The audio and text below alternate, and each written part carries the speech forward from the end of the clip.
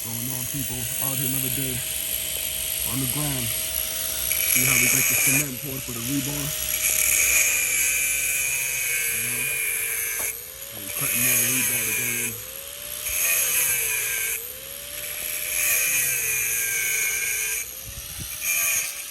So they poured all of the concrete for the rebar here.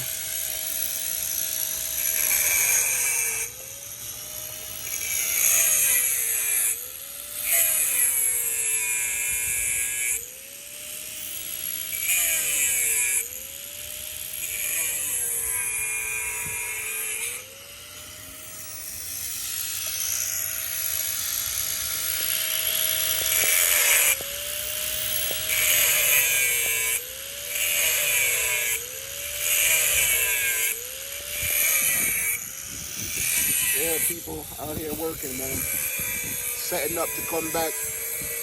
We're going to have the extension go back. So we got to put in this rebar.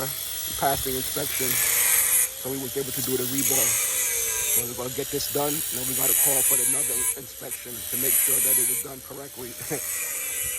You know, the building department don't play. Make sure everything is done by the book.